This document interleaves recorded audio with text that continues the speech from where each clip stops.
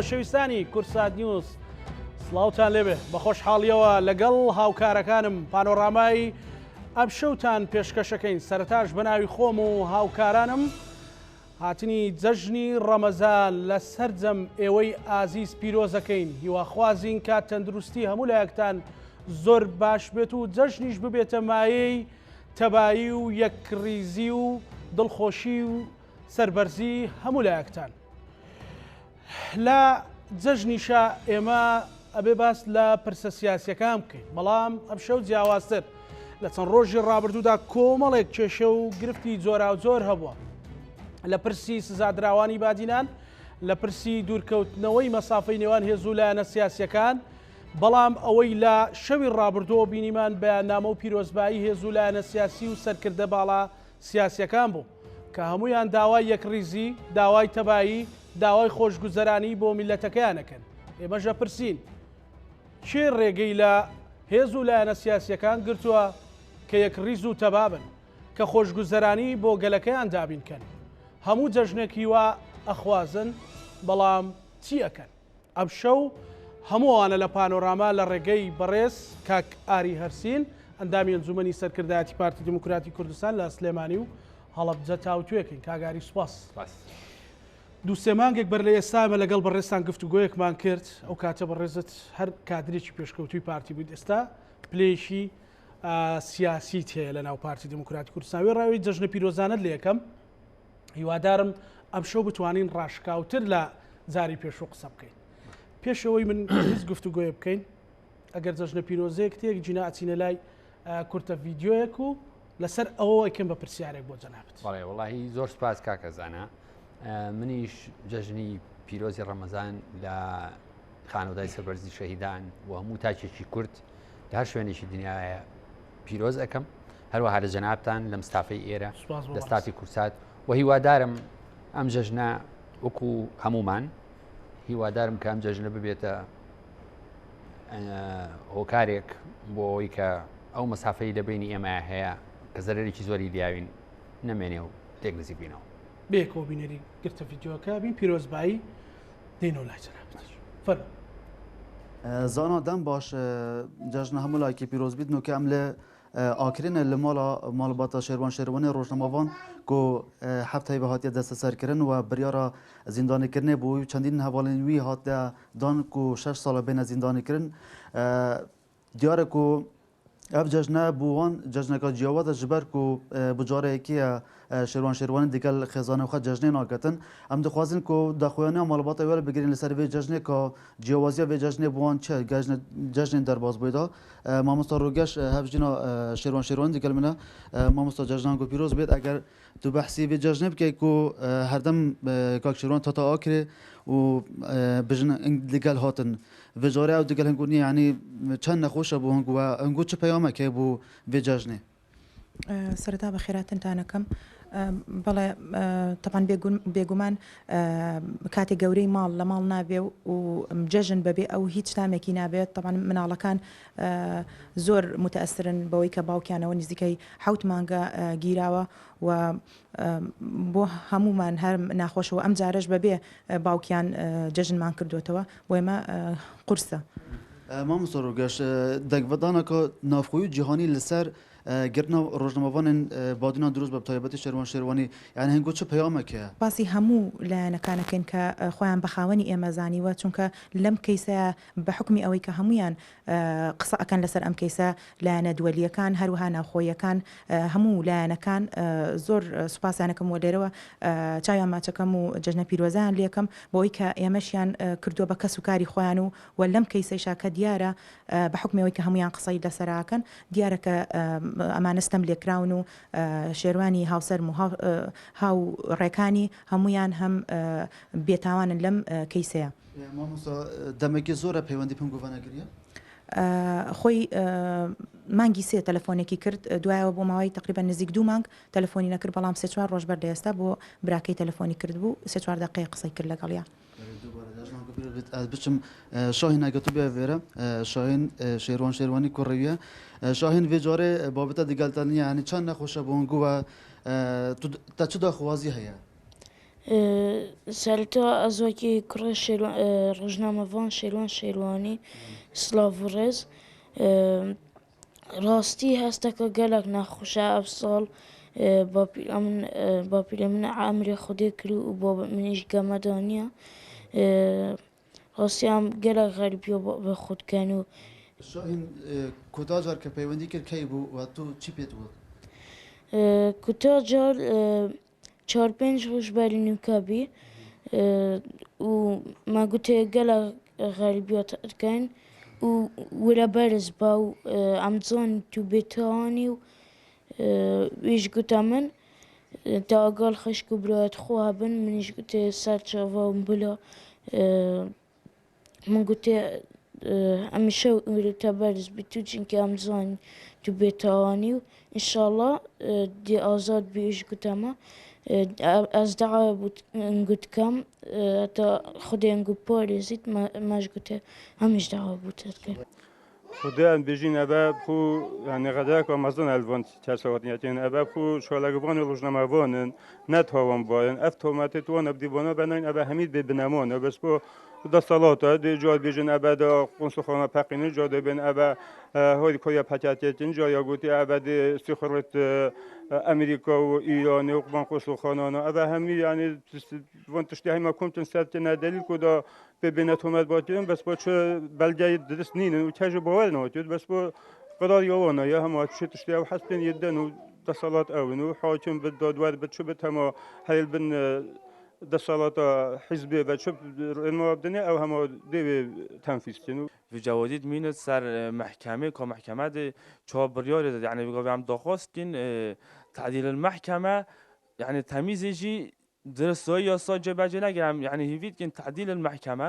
درستهایی یاسای جبهه کت و یاسای بگرده سرور فعلی نه آخفتن بیشتر یاسا سروره یعنی حتی برای چند روز که گل پارزر داوکاری گشتی ما برنامه هبی ما بسیار جیگر یعنی پارزر اردلان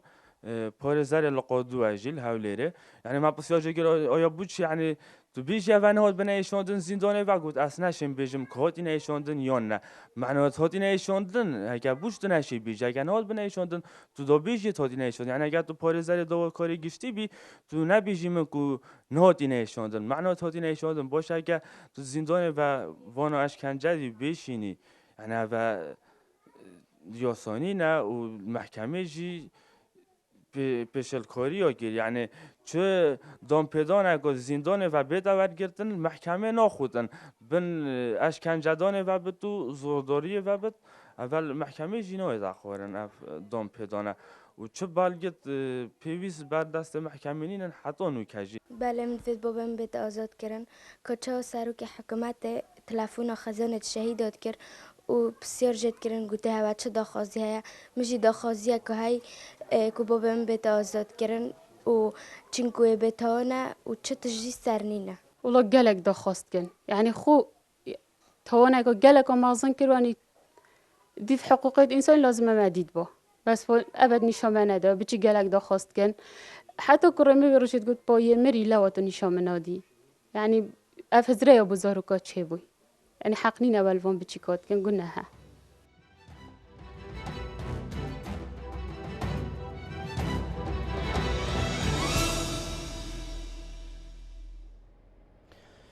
زۆر باش کاگاری ئەمە جەدەلێکی یاسایی و جەدەلێکی سیاسی دروست کردووە من دیقەت دەگەر لە لێدوانی کوڕەکەی شێروان شێروانی مناڵەکە و لەگەڵ کچەکەی مامۆستا مەلا شڤان سعید لەمیش حەزمە کرد باوکم لەگەڵمان بە لەو جەژنە ئێمە بۆ لەسەر دەست بادانی سیاسی خەڵکی هەژار لە هەردوو لە ئەخەینە زیندانەوە سەرنجی کاگاری لەسەر لەم جەژنەیە چی بوو مەسەلەن لەگەر کاگاری سڵتەی ڕەهای پارتی پێ بواە چی ئەکرد بەڵێ جارێ من خۆم لەبەری باوکم ینی کە مناڵە بینم ئاوا لەم جۆرە حاڵەتانەیە کە مقابلە ئەکرێن و ڕێیان وەرەگیرێ مناڵ ینی ئینسانێکی بێتاوانە دڵپاکە بە قەنەعەتی من حەق نییە ئەوە بهێنرێتە سەر شاشەی تەلەڤیزیۆن چونکە دوایی خەڵک هەیە تەرجمەی ئەمە کاڵێ ئەمە بۆ مەرامی سیاسی و بۆ وەکو وەکو ئالەتەیە وەکو چۆن شربەتێک بۆ فرۆشتنە ئەیان ڕێکلامی بۆکەن ئەم ئینسانە بچووکە کرێتەوە وەکو کەرەسەیەکی تەسویق بۆ دیواقعەکەی وەرنەگرێت بەعرزەکەم وەکو کەرەسەیەکی تەسویق بەکارەهێنرێ بۆ ئەوە اینجا ئەوە مۆزوعی یەکەم مەسلەی ئەم ژیراوانەی بادینان کاکە زانە بۆ من وەکو ئاری هەرسین جارێ حەزەکەم شتێک بڵێم من لە پێش ئەوەی ببم بە ئەندامی پەرلەمان ئەندامی ئەنجومەنی سەرکردایەتی پارێزگای سلێمانی بوو بۆی لە ڕاستی ساعتم تۆ شوێنی خۆم وەکو ئەو پێشێکی کە تۆ باس کرد ئەم مۆزوعی دادگایە دادگا خەڵک ئەو تعلیقە لە ئێمەوەیشێتیە ئەڵەیەشێتی و پارتی وەکو برا دادوەرەکانیان تەقسیم کردووە یعنی بۆ نمونە ئەگەر حەوت دادوەرە هەبن سییانیان پارتیە چواریان نەیشێتی یا چواریان پارتیە سییان نەیشێتیە گریمان ئەمە ڕاستە باش حکوومەت لەناو حکوومەتە سێ لایەنی سەرەکی لایەنی تریش هەیە بەڵام سێ لایەنی سەرەکی لەناو حکوومەتان ئێمەین یەکێتی نیشتیمانی کوردستانە و زودنەوەی گۆڕان لە پەرلەمان سەرۆکایەتی پەرلەمان ئێمەوەیشێتی بەسەلا لە سەرۆکایەتی هەرێم دوو سەرۆکی هەرێم دوو جێگری هەیە یەکیان گۆڕانە یەکیان نەچێتیە باش ئەم مۆزوعێکی قانونیە بۆچی ئێمەی ئەحزابی سیاسی من باسی خۆشمانەکەم باش ئێمەی پارتی ئێمەی یەکێتی ئێمەی گۆڕانی هەر کەسێکی تر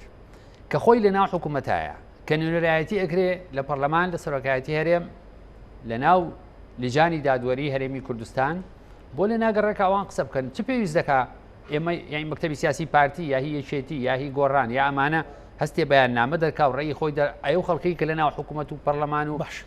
ناوەندی دادوەری ئەمانە ئیشیان چییە؟ باش کاگاری بەڵام ئەو گریمانی یەکێتی بۆ تەسویق و بۆ بازارکردن بەکار نەموویەتی بەس نەمە بەستم یەکێتی گۆڕان هێز و لایەنە سیاسیەکان بەڵام ئەوە بلاس خارج ئەوە یەکێتی ئەوروپا ئەوە بەیاننامەی سەفارەتی نوێنەراتی ئەمریکا فەڕەنسا ئەڵمانیا هەتا ڕۆژنامەنووسانی بێ سنوور ئەمانە هەموو نیگەرانن لەو ڕۆژە قەچێکە با نیگەران بن ئەم نیگەرانەیە ئەوان چی لە مۆزوعی شەڕکی هەوسەدە گۆڕێ هەفتانە ئامۆزاکانی ئێمە لە کۆماری ئیسلامی ئێران گەنجی ئێمە ئیعدامەکەن بۆ یەکێک نیگەران نییە لە مۆزع و چوار بەیان دەرناکە و ئیعدامی ئەەکەن ئیعدام بۆ کەس ئەوە ناکە من دوێنێ وتارێکم نووسیوە نازانم بینیوتیانە باسی ئەمەم کردووە لە کەمبۆجیا لە میانمار گردۆڵکە دروزەکەن لەکە لەسەری مناڵ و پیر و ژن و ئەمانە بە بەرچاوی دنیای دیموکرات و مسەقف و بڵێن ئازادی خوازەوە هیچ کەس نیگەران نییە لەما ئەوە فەڵەستین و غەزە مناڵانی غەزە لە ژێر بۆمبابارانی ساروخی ئیسرائیلیا لەسەر نان خواردن و لە شیرینەخەوە نامێنن هیچ کەس نیگەران نییە چوار کەس گیراوە لە هەرێمی کوردستان ئیتر هەموو دنیا نیگەرانە ئێ باشە گەر نیگەران بن یعنی چی دەبێ چی ئەبێ پێتوانێت مەسەلە تەسیری هەبێت کە لەسەر ئەو هاوپەیمانێتێکە لەگەڵ هەرێمی کوردستانە هەیەە لەسەر ئەو دەعم و هاوکاری هەرێمی کوردستان کە ئیکەن خۆتە بینیت مەسەلەن داعش نایبێ ئەزانی بۆ نایبێ بۆ نایبێ منم قسە ناکەم وەکو ئاری محەممەد هەرسینێکم باش شەر نییە ئەمە ڕێی مەکتەبی سیاسی و قیادەی پارتی بێ باش نەک شەر نییە من دڵیان ڕێەوان نیە وەڵاهی کاگاری من یەکشت بۆ بەڕێز بڵە من و هاوکارەکانیشم لە مدیاکانی تر حەزیان لەو ڕاشکاوی جەناب مەسەلە بۆ مانایانیەکە ئەجانەکەم اینجا با من عرزەکەم باشە بۆ ئەوی سبێنێ لە سەرکردایەتی حیزبەکەم گلێم لێ نەکەن بڵێن تۆ چۆن دەربڕێ و توتەوە ڕێ حیزبە ئەمەی کە ئێستا ئێڵێم لەناو قەوسایڵێم باش ڕێی خۆمە باشە بەڕێی من ئەمریکا و هاوپەیمانان بۆیە لە شەرقی ئەوسەتە نەک لە کوردستان لە بەرەوەی بەرژێندیان لەوەیە ئەمەش نەعیب و عارە هیچ شتێک چکە سیاست بریتیە لە معاملەکردن لەسەر بەرژەوەندەکان باش هەمیشەتی ئەوروپا هەم ئەمریکا رووسیا کە لە سووریایە و کۆماری ئیسلامی ئێران کە لە لوبناانەوە کە لەمانەیە هەمووی لەسەر ئەساسی بەرژەوەندیە ئەوان لەبەر بەرژەوەندەکانی خۆیان لێرن ئەگەر مەسەلە من پرسیارێکەکەم ئەگەر ئەوە من قەوسەکە داخەم ئەو ڕێی شخصی خۆم بوو باشە ئەگەر مەسەلە مافی ئینسانە بۆچی لەو کاتێک کە سەدام حوسێن میلەتی ئێمەی ئەنفالە کرد و کیمیایی بارانیە کرد ئەم پارێزەرانەی مافی مرۆڤ و ئازادی لەو سەری دنیاوە لە نیویۆرک و لە لەندەن و لە پاریسەوە هاتن بۆ بەغاو باوەشیان پێکرم لەولایەن ماجەکە بەڵام هەروانش نەبوون هێڵی 36 بە ئێکەواتە من ئەوەی تۆ لێ ڕاستە بەڵام ئەوەی منی ژێڵم ڕاستە لەبەرەوەی ئەمان لە چوارچەوەی بەرژەوەندەکانی خۆیان ئیشەکەن بەڵام ئەمان خۆ ئەبێ ڕێی دەربڕن لەبەر ڕای گشتی لەبەر ڕای گشتی وڵاتەکانی خۆیان ڕای دەرەبڕن ئەڵێن ئێمە نیگەران ئێ باش نیگەران بە بە نیگەران بوون هیچ وەزعێکی سیاسی لە وڵاتێکی جیهانی سێم گۆڕاوە من و تۆ نیگەرانین لە وەزعی فەڵەستین چی لە وەزعی مناڵانی فەڵەستین خرێمە فەرقمان هەیە بۆچی ئەوروپا و نوێنەراتی ئەمریکات ینی وەجهی ئەمریکا لە هەولێر لە هەرێمی کوردستان وەجهی ئەڵمانیا فەڕەنسا لە هەولێر ئەنی ئەمانە پێدوانی کاریگەریانە فەڵەستین معقدی هەیە لە ئەومەی متحیدە ئەوەی کە ئێمە نیمانە ئەوان ئەوەشیان هەیە کوا خەڵک ئەو نیگەرانیی کە باسی ئەەکەن لە پاریس و لەندەن و نیویۆرک مەسایە لە واشنگتن ئەم نیگەرانیانە ئەبێ بە چ پەرچەکردارێک بۆ ئەوەی کە مەترسی لەسەر خەڵکی فەڵەستین لە ئیسرائیل نێڵێ نابێت ئەمانە ئەکشنی سیاسیین شتی باشن بەڵام هیچ لە مۆزوعی واقعی شەرقی ئەوسەط و ژیانی سێم ناگۆ نانی کەم ئەو پەیامەمان پێ نادەکەوان لە چوارچێوەی چاودێریەکان خۆ دەیان کەس دادگایی کراوە حکوم دراوە خراوەتە زیندانەوە کەس بەیاننامەی دەرنەکردو بەڵام بۆ بزاد لەسەر ئەم 5 کەسە ئەمانە هەمووی لەبەرەوەی ئێستا ئەو کۆدەنجی کە ئێستا هەیە لە بەرێک کە لە بەرامبەریان پارتی من ناڵم دژی پارتی بۆی کەس تەرجمەیەکی غەڵت بۆ قسەکانی من نەکە من ئینسانی نەک من حیزبەکەی منیش حیزبێکی شەڕخواز نییە بەڵام ئەو لۆبیەی کە ئێستا ئەم کۆدەنجی دروست کردووە بەرامبەر ئێمە یانی پارتی دیموکراتی کوردستان مەدروسە ئیشی بۆ کراوە ئەو خەڵکەی کە ئەویان کردو ماندوو بوون یەکیان گرتووە بۆی وای لێ هاتووە جێنا جارەکانی تر لەوانەیە لە هەرێمی کوردستان شتی وای ڕوویا بێ زۆر لەمە تومتریش بوو بێت کاگاری ئەمریکا و ئەڵمانی ئەوانە بە قسەی ئەو مەدروسی هەرێمی کوردستان و بەرامبەرەکانی پارتی بکەن ئەی بۆ نایکەن آخر بۆ ینی خۆ زۆر جارەوان تۆمە مەسەلەن تەنانە نوێنەراتی ئەمریکا لە هەولێر وا تۆمەتبارەکرا کە زیاتر لایەنگیری پارتی ئەکا خۆ کاکە زانە بە قسەیان کردوون چیان و تۆ توانی گەرانین خۆنیان و تۆ سبێنێت 4 تارەی B52 بۆ ئەم بۆمبی ئاتۆمیەوە نێرین بۆ هەرێمی کوردستان و هەموو یەکسانەکەین بە سفر خۆنیان و تۆ ئێمە هاوکاریەکانی هێزی پێشمەرگە ڕائاگرین خۆ ئەمریکانی و تۆ من بنکە عسکەریەکەی خۆم لە هەولێر لا بۆمەی بەم شوێنێکی تر کوشتیوە بووە شتیوانە بۆ بەڵام ئەمە هی ئەوە نییە بە هەندوەرگیرێ مەسەلەن من و بەڕێزت دوو ڕۆژنامە نووسین بێکەوە کارەکەین لە دەستگایەک من بەڕێزت لە کارێکی من نیگەرانی پێدوانی مەسەلەن من ئەبگەر بە هەندی هەڵ نەگرم لای جەنابەت کەڵەکە ئەبێ و گەورە ئەبێ من بڕوان ناکەم وابێ چونکە ئەوەی من لە سیاست حاڵی بووم it doesn't work that way سیاست ئاوانیە ئالیاتی سیاسی وانین یعنی ئەم ئوسلوبە خۆی توانێت خەڵکێکە توانێت بەناویش دریش بە پێچەوانەی ئەم بۆ چوونەی جەنابەت توانێت تەرجمەی بکات ئەتوانێت بڵێ ئەمە شێوەیە کە لە شێوازەکانی کاپیتەلاسیۆن ئەو قانون و ڕێسایانەی کە وڵاتانی ئیستیعمار لە وڵاتانی جیهانی سێمەیان برد بەڕێوە کە ئازاترین وڵات لە شەرقی ئەوسەط و بەڕێی من لە تاریخی جیهانی سێما کە بەڕوڕی ئەم کاپیتەلاسیۆن بۆتەوە یعنی تەسلیمکردنی میلەتانی تر بە ئیرادەی غەرب بەڕێی من ئێرانە لە هەمویان ئازاتر بووە ئێمەش توانین بڵێن کاکە وشتی ناوخۆی تۆ بۆ تەداخلەکەی تۆ من عێراقم هەیە بەسەرەوە تۆ ڕەشێکی قوربەسەر لەسەر جادە بە 3 پۆلیس لێن ئەیکوژن لە بەسەر هیچ من هیچم وتووە لەسەرەوە من چعیلا ئەو وڵاتی تۆیە مەژ وڵاتی منە تۆ قسێ بەسەرەوە زۆر باش بەڵام پێ دوانیە ئەمە دوجار ببێتە هۆکارێک بۆ ئەوەی مامەڵەیەکی ینی خراپتر لەگەڵ هەرێمی کوردستان بکرێت یعنی هیچ شتێک ناگۆڕە لەمە خراپتر چی معاملەمان بکەن کاکە زانە ئێمە لە 16 ئۆکتۆبر ئێمەیان بە تەنیا بەجێهێشت بە دەبابەی ئەمریکی هاتن هێرشیان کردە سەر پێشمەرگەی کوردستان لەوانێ وەلەوم پێشمەرگەی کوردستان بەهی کوردستانە زامنەک یەشێتی و پارتی بەڵام بابەوا بڵین ئەوانەی کە ئینتیمای یەشێتی و هی پارتی و هی نازانم شویان هەبوو دەبابەی ئەمریکی بوو بە سەریانە ڕۆشت و تانکی ئابرامز بوو کە ئەوەی کرد ئیتر یعنی چیەکەن لەوە زیاتر باش با لەوە بینە دەرەوە لە لایەنەکانی هەرێمی کوردستان و لە سەفارەت و وڵاتانیش بینە دەرەوە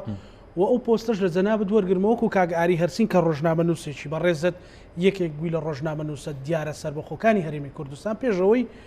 بچیتە ناوکاری حزبەتی لەگەڵ پارتی دموکراتی کوردستان ئەمە ئەم پۆستوشتانم هەموو لێوەرگتویتەوە کاگاری ببوورە تادیە لە کەیسێکی وەهایە کە دادوەرەکان قسەیان لەسەر کرد یار و نار قسەیان لەسەر کرد بەڕێ سەرۆکی هەرێم نیگەرانی خۆی تا دەربڕیوە کاگاری حکمی چی ئەدا لە حاڵەتێکی ئەوها بۆ ئارامبوونەوە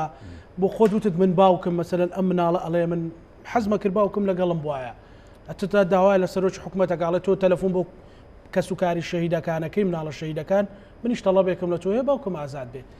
تۆ چه حکمێکە دەی بەڕێستا آخر کاک زانە من ناتوانم من ئەندامێکی پارتیم ئەمە جگە لە مەسلێکی خۆی مەسولێکی بڵێن قانونیە بەڵام ئێستا بۆتە مۆزوعێکی سیاسی ئەم مۆزوع سیاسیەس بڵین بەرەوکی حیزبی منی گرتووە من لە ژیانمە باوەش حەزەکەم ڕاستکەمەوە من لە ژیانمە ئەو ڕۆژنامە پرۆفیشناڵینە نەبووم مەسەلا لە ڕۆژنامەی ئاوێنێکێک بووی لە کاراکتەرە دیارەکان ئەزانی ئەو خۆزگە ئێستا یەکێ لە ئەندامانی دەستەی نووسەرانی ئاوێنە لێرە بووە کە بی تایوانیە من دیار ئەخ بە عەرزێکم سەیریکە من هەبووم بەڵام سیاسەتی ڕۆژنامەکە بەدەست من نەبوو من محەڕێرێکی سەرکەوتوو نەبووم مەسەلا سیروان غەریب و یاسین و سەردار محەممەد توانە و ئەمانە بوون ئێمە تۆمان پێ سەرکەوتو بۆ کاگە سپاس دەکەم بەڵام با بێمە سەرەوە من ڕێی خۆم هەیە لەسەر ئەم مۆزوعە بەڵام لەبەری ڕۆژی جەژنە و لە ڕۆژی جەژنە ئەو قەناعەتی شخصیە من نازانمەوە بنەمایشی دینی هەیەیانە لە ڕۆژی جەژنە من قەناعەتم وایە ئینسانە بێ دڵی خۆی ساف کاتەوە ئەبێ نیەتی باش بێگەر نازایی بکامانە بۆیە قسە لەسەر مۆزوع ناکەم لە بروی منیش بە شخصی خۆم هەندێ ملاحەزەم هەیە لەسەر هەندێک لەوانی کە ژیراون بەڕێی من ئێستا باسکردنی لە ئێستاە لە یەکەم ڕۆژی جەژنی ڕەمەزانە دوورە لە ویژدانی منەوە من حەز ناکەم باسیکەم من تەسەورم کرد بڵێ لە ڕۆژی جەژنە و مادام گردن ئاسایی و لێبوردەیە ئەڵێم بە ئازاد بکرێن ئاخر بە قسەی منە بێ بە قسەی من نابێ ئەگەر بیڵیت ئاسایی نابێ مەسەلەن وەکو پارتیەکیش یعنی کاک زانە تۆ ئەزانی ئێمە لە ناو پارتی بە تایبەتی من و لە ناو پارتی دیموکراتی کوردستانە خراوی لێتە قەفەزێکی واوە کە بۆ مانیە ڕێی شخصی خۆمان بڵێن ئەوە ڕاز نییە باشەگەر بمبووری من پێم وابێ کاگاری قەناعەتی ئەوە نییە کە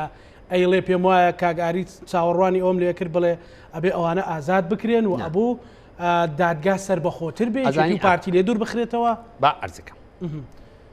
ئەگەر ئەم برادەرانە نەگیرانایە من نووسراوێکم ببینایە بە قودرەتی قادر هی داواکاری گشتیە هی ئاساییشە هی شوەیە بڵێ ئەم برادەرانە ئەم گومانانیان لەسەر هەیە 1 2 3 4 5 ئەمانە ئەگەر من دەسەڵاتم هەبوایە فەرمانی دەستگیرکردنم بۆ دەرناکردم ئەموو بیان خەنە ژێر چاودێریەوە ئەم دەلیلانتان پێ ئۆکەی بەڵام بیان خەنە ژێر چاودێریەوە با بەڵگەکان زیاتر بن ئەو کاتە ئێمە بەم دۆسیەوە بەم مەلەفەوە ئەچین بۆ لای دادوەرەوەڵین کاکەجان ئەمە نقاتی ئێمە لەسەر خەڵکی کوردستان ئەوەش بۆ خەڵکی کوردستان بەڵام لە ئێستاە وەکو عەرزم کردی من بە شخصی ئەمە زۆر بەجددی ملاحەزەم هەیە لەسەر هەندێک لەوانە کە هەندێک ئیشیان کردووە لە ئیشی ڕۆژنامە نووس ناچێت ئەچێتە دەرەوە یعنی ئێستا من نمونەیەکە پێڵم معقولە ئێستا من هەموو کەس ئەزانەیە کە من بڵێن ئەندامی پارتی دیموکراتی کوردستانم ئەندامی پەرلەمان بووم لەسەر لیستی پارتی مەسئولی لق بووم ئەندامی ئەنجومەنی سەرکردایەتیم معقول ئێستا من بێم یعنی بە خەڵک بڵێم یا بچمە سەر تەلەڤیزۆن داوا لە ئێوە بکەم بڵێم لە ژێر ناوەکەما بنووسن چاودێری سیاسی من بۆ حیزبێکی سیاسی ژەکەم من ڕێکلامەکەم بۆ حیزبێکی سیاسی من تەنظیمەکەم بۆ حیزبێکی سیاسی معقولە من بە جەنابە بڵێم وڵاهی حسابی چاودێرێکی سیاسیم بۆ بکە چۆن حساب تاوان نییە خۆ کاگاری جان تاوان نییە نا تاوان نییە بەڵام من باسی عملیەکە ئەەکەم عملیەی برای بەڕێز سیاستکردن تاوان نییە بەڵام چی خۆڵ خستنە ناو چاوی خەڵکە یەکێک خەریکی سیاست بێت بەڵام بە خەڵک بڵێ من ئینسانێکی ڕۆژنامە نووسم چه علاقەمە بەسەر سیاستەوە ئەمەیان طبیعی نییە باش کەواتە ینی ئێستا ئەو قەناعەتە لە جەنابەت وەرگرم کە ئەبوو کەیسەکە دەوڵەمەندتر بوو کرایە ئەنجا بدرایەتە داواکاری گشتی و مەحکەمە و 2000 ئەو حکومە ئەگەر من بەڕێوەبەری تحقیق بوومایە لەو قەزیەیە یا ئەو کەیسە لای من بواە من ئەوە نیم تەمان ئەگەر وا بواە ئەو کاتە ئەموو بیان خەنە ژێر چاودێریەوە 24 ساعت بە بەردەوام بۆ ماوەی 100 ڕۆژ مەسەلا 15 ڕۆژ اینجا نەتیجەکەین بۆ بێنن سەیری نەتیجەکەکەی اینجا لەسەر ئەساسیەوە مثلا ئەندام نەبوو لە سندیکای ڕۆژنامە نووسان و ئەو بەقوت نییە باەکشت پێ بڵێم سندیکا هین ئەندامبوون لە سندیکا شتێکی هینی اختیاریە فەرزی نییە ئێستا هیچ ئێستا جەنابە سەحوفیت بەس پێویست ناکە ئەندامی سندیکای ڕۆژنامە نووسان من کرێکارم هیچ پێویست ناکە ئەندامی سندیکای هی کرێکارانی کوردستان بم من کرێکار نیم بەڵام ئەندامی سندیکای کرێکارانی کوردستانم یعنی ئەوەشە بێ بەڵام ئەمە شتێکی ئیجباری نییە جا چییە ئەوە هەر مۆزوع نییە زۆر باش کاگاری بابینە سەر بەیاننامەکانی شەوی ڕابردوو هەمووی هیواخوازە هەمووی ئەڵێ با خۆشگوزەرانی دروستکەین هەموو ئەڵێ بە ئەمە بۆ دروست نابێ خەلەلەکە لا ئێوە لەکوێیە بەڕێی من خەلەلەکە ئەزانی چۆنە ئەگەر یەک ڕیزی هەبێت ئەوە ئازایەتی هەمووە یەک ڕیزی وشەکە نەسواوە کاگاری بە عەرزەکەم جارێ من باشتر ڕاستکەمەوە من کە ئەڵەم یەک ڕیزی مەبەستم ئەوە نییە حیزبەکان مجاملەی یەکتری بکەن بە هیچ جۆرێ ڕخنە لە یەکتری نەگرن ڕخنە لە ئیش یەکتری نەگرن ئەوە نا من بەستم یەک ڕیزی پێناسەکردنی چوارچێوەیەکی سیاسی مەبدەئیە کە پێی ئەڵێن بەرژەوەندە باڵەکانی هەرێمی خاچی پیرۆزی کوردستان باش گەلی کورد ئەمە تعریف کرابێ بە هەمومان تعریفیکەین لەسەر پەڕێ نووسرابێت و بڵین کاک ئەمە خەتە سوورەکەیە ئیتر لە دەرەوە ئێمە چی بە یەکتریەکەین حڕین بەڵام بێمە سەرەوەی کە جەنابە دووتت ئایا ئەمە ینی هینەکە چییە لای ئێمە من ویستمەوە بڵێم یەک ڕێزی وەکو چۆن پەرتەوازایی لە ئەنجام ئیمالی یەک کەس نایەتە بڵێ ئاراوە بوونی یەک ڕێزیش لە ئازایەتی یەک کەس نییە یەک حیزب نییە ئەبێ مەجموعەیە حیزب بەیەکەوە هاوکاری یەک بن بۆ ئەوە دروست بێ ئەمە بۆچی دروست نابێ زۆر جار بێکەوە باسمان کردووە لای من لە زۆر کەناڵی تر باسم کردو لەبەری بتمانە نییە چۆن چارەسەر بێ بەڕێی من بەوە چارەسەر نابێت هاوسەرۆکەکانی یەکێتی نیشتیمانی کوردستان هەستن سواری سیارە بن چەند بۆ هەولێر یا بۆ سەری ڕەش یا بۆ چۆمانە یا قیادەی ئێمە لێوە بێن بۆ ئێرە بۆ دەباشان بێ بۆ چۆ بێ زۆر جار هەندێک لە سیاسەکان ئەوە ئەڵێن بەڕێی من ئەوە ئەزانی چۆنە سەیریکە بۆچی بۆ چارەسەر نابێ خۆزگەوا وایە هۆکارەکەی ئەوەی ئێمە هەموو جارێک کە لەت بووین بەبێ ئەوەی بین تەحلیلێکی هۆکاری لەتبوونەکەمان بکەین بە تەواوی بەیەکەوە ڕێبکەوین لەسەر هۆکارەکانی ئەو لەتبوونە ئەم پەڕێ هەڵڵینەوە ئەنجا تەوقە بکەین ئێمە ئەو پەڕێ هێشتا لەسەر مێزەکەیە بڵێن ئەجنداکەی دوێنێ ئەو بەزمەی کە بێکمان کردووە لەبوونی ئەو وەرەقایە ماچین تەوقاکەین لەگە یەکتری ئێمە ئەوەی دوێنێمان لەبیر نەچۆتەوە دڵمان لە ئاسیەک پاک نەبووتەوە یەکتریمان خۆش ناوێ سیقەمان بە یەکتری نییە تۆ چۆن تەسەورەکەی ببینینی دوو کەس یا سێ کەس یا چوار کەس یا دە کەس لە ژوورێکا بە یەک و تەوقە بکەین لەو لە یەکتری ماسکەین تر هیچ لە گۆڕێ نەبێ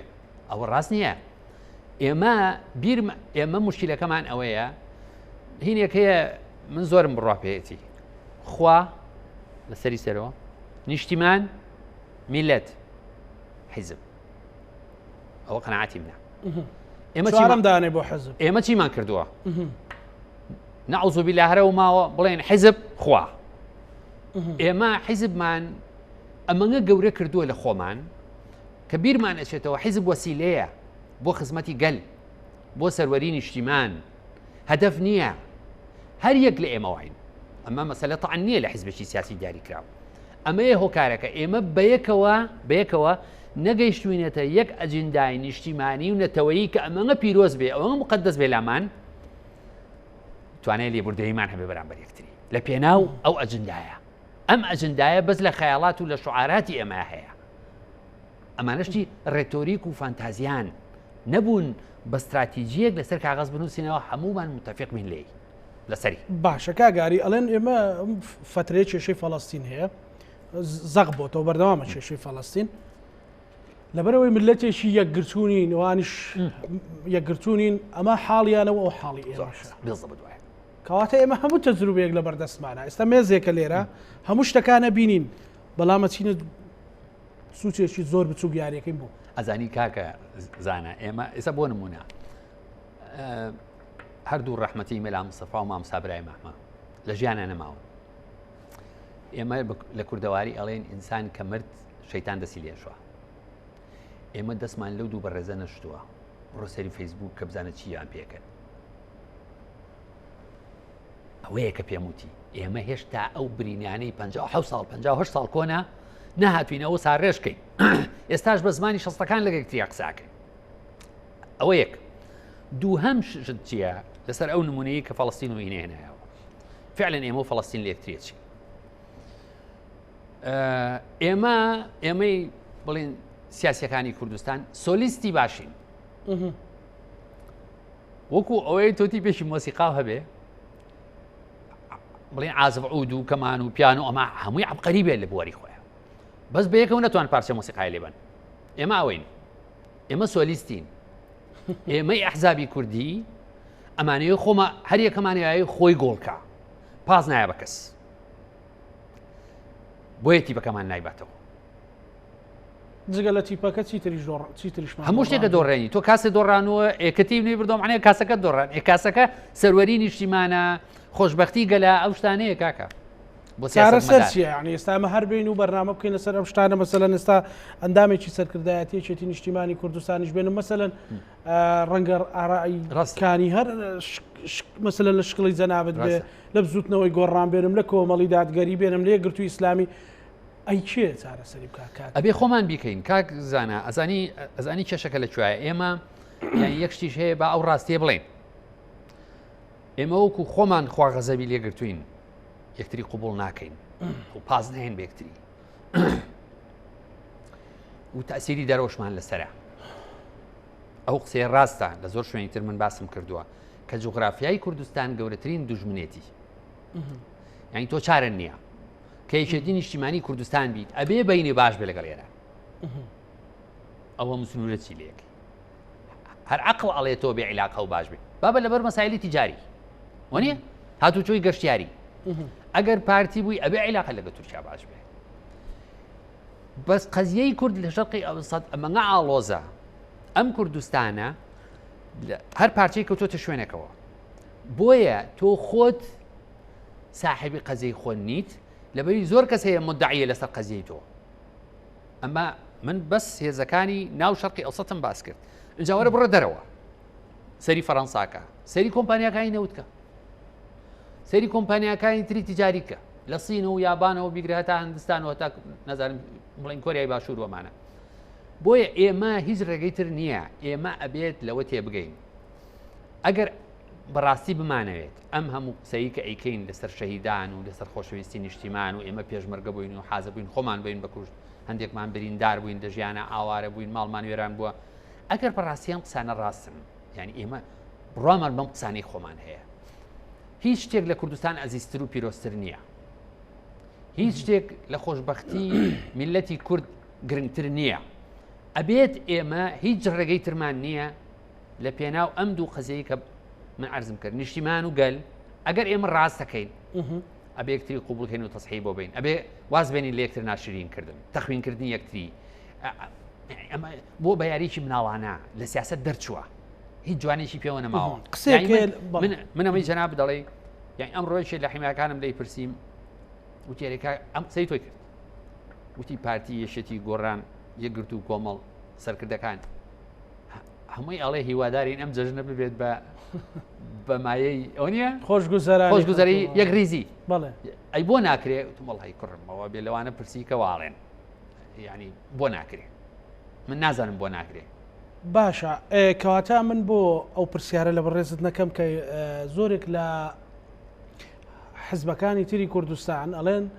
پارتی دموکراتی کوردستان لە هەموو قەزەیەکدا خۆی بە برا گەورە ئەزانێ و پاڵپاڵێنێکی زۆرەکە ئەمە وای کردووە متمانە دروست نەبێ و واش بکات مەسەلەن بە حزبەکانی تر هەمیشە بەڕکەبەر سەیریکەن یاخود بە چۆنەڵی دوژمن سەیریکەنەوە کۆکو هێزێکی سیاسی و بتوانن کە متمانەی پێ بکەن یعنی مەسەلەن لە مەسەلەی عێراقا زۆر زار پەرلەمانتاری بەغام هێناوە لێرە بەرنامەمان کرد و گفتوگۆمان کردڵێ فراکسیۆنی پارتی دموکراتی کوردستان تا ئەو شوێنە لەگەڵ یەک ریزایە کە قسەی خۆی ئەڕاتە پێشەوە کە قسەیەکی تری بیست کۆتای پێهێنێ لە پەرلەمانی کوردستان وایە مەسەلەن لە ئەنجومەنی وەزیران وایە حتا لە ڕئیس سیاسی تری شاواهەیە بۆ مەسەلەن ئەمە وەکو پارتێک دەتپرسم باشە طبعا ئەوەی کە من ئەزانم جەناب یانی قسەی خەڵکی ترێ جێڕیتەوە ئەکید هەیە ئەمە هەمووی بە دکمنت هەیە ئەزان بەڵام یعنی تۆ لە قسەکان تاوت ئەڵێن پارتی هەمیشە ئەم هەمیشە ینی 10 ساڵە 15 ساڵە 20 تا 25 سێ ئاوایە باشە گەروایە لە ماوەی ئەم 30 ساڵەیە نەخێر تواز لەو 30 ساڵە بێنێ لە 2003 تا ئێستا ئەڤ 18 ساڵ لەم 18 ساڵەیە بۆ ئەم حیزبانی کەوا ئەڵێن هاتوون کوالیسیۆنیان لەگە پارتیش دروست کردووە و چونەتە حکوومەتەوە لەگەڵ یا و هیچیش لە گۆڕێ نەبووە بۆ پێتوانێ مەسەلە شکڵێکی ناچاری بێ نەنا من ئینسانی مەبدە ئیشتیوان ناکە ئێستا من حیزبێکی بام یەکش پێ بڵێ ئەگەر من یەکگرتووی یا کۆمەڵی ئیسلامی حیزبێکی مەبدەئی بم هیچ شتێک وام لێ ناکە پێ بنێم بە یانی مەبدەی خۆم بکەمە ژێر پێڵاوەکانمەوە و بچم لەگەڵ پارتیەکە حکومڕانی بکەم کە پێم وایە غروری هەیە لوتی بەرزە حساب بۆ کەس ناکە نازانم چیە ئەوەیە ئەمە لە پارتیان نبینی خۆت مەسەلەن ئەگەر من بینیا پارتی نابووم هەردوێنێ ئیستقالەمە کرد پێرە ئیستقالەمە کرد مانگە لەوە پێش ئیستقالەمە کرد ئەگەر پارتی وا بێ شتێکی خراپە بۆیە زانم وانە منش بۆیە واڵێم من پەرلەمانتاری کۆمەڵی دادگەریم هێناوە بانگ کردو لێرە بۆوای وتووە هیچێتی وای وتووە هی بزوتنەوەی گۆڕان دوای هاوپەیمانی هیوا دروست بۆ هەمووی پارتەکە خۆیان واناڵ باشە ئەمر درێژ بێ یەکێتی نیشتیمانی کوردستان کە ئێستا لەگەڵ ئێمەیە لە حکومڕانیایە یا ڕەبی سەلامەت بن من چۆن قبوڵیەکەم یەکێ براگەوری خۆی بە براگەورە بزانێ ئەمە سیاسەتکردە براگەورە و برابچووکیتیان نییە ئێمە هەمومانۆکو یەکین چۆن قبوڵیەکەم پارتێکی دیموکراتی کوردستان من بە برابچووکی خۆی بزانێ هەر دوێنێ یەکسەر لە حکوومەت دەکشێمەوە بۆ قبوڵیەکە من بم قبوڵی ناکەم دەتوانێت ئەم قبول نەکردنە مەسەلەن نێوماڵی کوردی زیاتر تێکەدات و نێوماڵی کورد نێوماڵی کورد بۆ ئێستا دوو ئیدارەی نییە ئێستا چییە؟ ئێستا ئیدارەیەک حکوومەت من نمونەیەکی بۆ جەرمەوە من نمونەیەک بۆ جەرمەوە باش نمونێ ئەمڕۆ سەری ئەخبارمە کرد دەوە خێزانم سەری ئەخبارمانە کرد باش باسی هاتنی گەشتیاران لە باشووری عێراق و بۆ هەرێمی کوردستان لە مەحافزەی دوهۆک و هەولێر هیچ گەشتیارێک لە باشوورەوە بۆی نییە بێتە ناوە باش لە مەحافزەی سلێمانی بۆی هەیە ئەمە بانێکە بدووهەوە معناوێ ئێمە ئاڵین یەک ئیدارەیە بەڵام دوانە زۆر بڕیاری تر دەرچۆ بە عەرزەکەم من نامەوێت ئێستا ینی بەرنامەکەی تۆ بۆ بکوژم بەڵام من خۆم وەکو کابرایەکەین کە سیاسە دەکەم نەگمەن ینی ئەو برا بە ڕێزانی سەرکردایەتی چێتیش ئەم ڕاستیازانن کە ئێمە ئەو یەک ئیدارەیە کە تۆی کوردێک حەزی لەیەکەی ئاواتی پێخوازی ئێستا وجودی نییە کوایەک ئیداری هەیە ئەم بەزمە ئێمە بە یەکتریەکەین بەم ڕۆژگارە یعنی بزانە هیچ شتێک ماوە ئێمە بە یەکتری نەکەین ئیتر لەمە خراپتری چی لێت لەمە خراپتر زانی چییە؟ ئەوەی ئێمە یەشێتی هێزەکانمان بێنینە دەوروبەری دێگەڵا سعاتی سفر دیاری بکەین بەس ئەو ماوە بەس ئەو ماوە ئەو قەناعەتی منە ئەم وەزعی ئێستا بەس ئەمە ماوە کاکەجار باش کەواتە ئەی تا مەسەلەن بە چەند خولەکێکم ماوە کاگاری با پرسیاری ببورە جارەکەی تر ئەبوو نیشتیمانی قسە بکەین ئێستا بێ حزبی قسە بکەین پرسیار بکەم من ئەوە موقعی پرسیارکردنی من ئەو هایە مثلەن پارتی دموکراتی کوردستان باز لەوە کرد کە ململانەی هەیە نووسینێکت هەیە لەسەرەوە لەگەر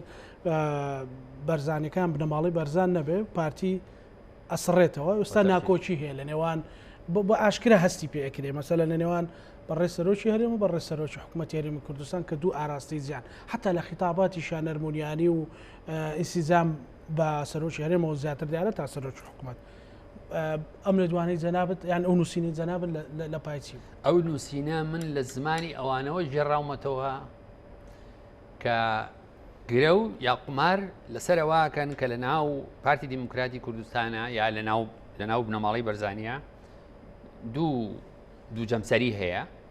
بۆ قمارە مەسەلەن بڵێ بۆ قمارە یان گرەوە نەنە یعنی ئەمە ئەو نێت تۆ گرەوەکەی لەسەر فرانشە دەڵی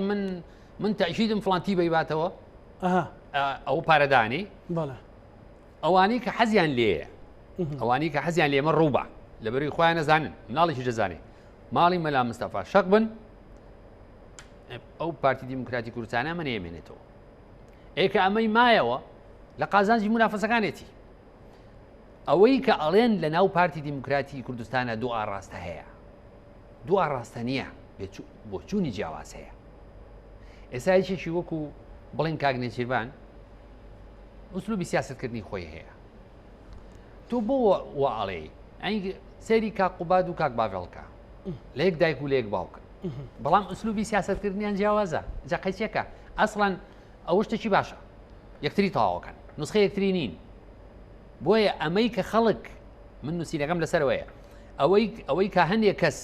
یعنی کردوێتی بە عالەمی دەستی وە بە خەڵ دەڵێ کاکە ئەمە پارتیە ئەمە ڕاست نییە دلیلەکان لەسەر سڕینەوەیە مەسەلەن فترەیەکی زۆری زەمانیە پارتی دموکراتی کوردستان کۆبوونەوەی مەکتەبی سیاسی نەکردووە مەسەلەن بەشێکی زۆر لە هاوڕێکانی بەڕێزنی سیلڤان بارزانی قسەکان وایە مەسەلەن بەڕێزنی سیلڤان بارزانی لە حکومەت دوور خراونەتەوە هەمووی بردووە بۆ سەرۆکایەتی هەرێمێنی لەسەر ئەمانە ئەو قسەیە کرێ ڕەنگە جەنابەت باش ئەوانە باشتە ئارزکەم جارێ ئەوەی مەکتەبی سیاسی ڕاز نییە چونکە من ئەوەی کە سەرۆکی ئەنجومەنی پارێزگای سلێمانیە کاک عارف فورە ئەوەندای مەکتەبی سیاسیە لە ماوەی دوو هەفتەیە دوو کۆبوونەوەی مەکتەبی سیاسیان کردووە من ئاگادارم ئەنکە لێرەوە چوو بۆ مەسیف بوو کۆبوونەوە ئەمە یەک دووهەم ئەوەی کاڵێ بڵێن لە تیمەکەی کاک نەچیروان بارزانی دوور خراونەتەوە آخر یعنی ئەگەر یەکێک بۆ نمونە بۆ ماوەی 20 ساڵ وەزیر بوو بێ لە یەکێ لە وەزیرخان لە وەزارەتەکان بۆچی شتێکی عەجایب بە تۆ بیگۆڕی محەممەد بگۆڕی بە مەحموو یعنی نابێشتی وە واردە ئەمانەی کە بوون بە وەزیر هیچیان هەیە پارتی نەبن یعنی ئەوەی لیستی پارتیە هیچیان هەیە پارتی نەبن نا ئەمە کاگاری ئەخیر پرسیارم بەڕێزت لە بۆچوونی وتت بۆچوونی جیاوازێ لە بۆچوونی کامیان نزیکتریت یان کام بۆچوونت پێپەسەندترە شت کەوتووە مووقیف کەوتووە ئێستا سەیریکە ئێستا بۆ نمونە لە هەنێک شتا من مووقیفی سەرۆکی حکوومەت بە قوترە زانم چونکە لە هەنێ مەسایری مەبدەئیە بە هیچ جۆرە سازش ناکە من حەزم لەو تەبیعەتەیە من حەزم لە تەبیعەتی ڕادیکاڵە بەڵام لە شوێن و کاتی پێویست بەڵام حەزیشم لە تەبیعەتی هی کاک نەچیروان بارزانیە لە هەنێ شتا بۆ نمونە ئەگە بیرە بێ لە دوای ڕێفراندۆم ئێمە تووشی کێشێکی گەورە بووین یعنی تۆزی حەسر کراین ئەو بەو بە سەلیقەی دیپلۆماسی مەسەلاتوانی زۆر دەرگا بکاتەوە جا بۆ هێشتەکان جیاوازە زۆر سپاس بۆ بەڕێز کاک ئاری هەرسین ئەندامی ئەنجومەنی سەرکردایەتی سلێمانی و هەڵەبجەی پارتی دیموکراتی کوردستان زۆر سپاس کاک زانم سپاس بۆ بەڕێستان دووبارە جەژن پیرۆز مەمنونم بینەرانی خۆشەویست دووبارە جەژنتان پیرۆز بێ و پانۆڕامامان پێشکەشکردن بە یوای ساغ و سەلامەتی بۆ هەموو لایەک ڕۆژانی جەژن پڕبێ لە خۆشی و شادی و ئارامی و تەبای خواتان لەکرد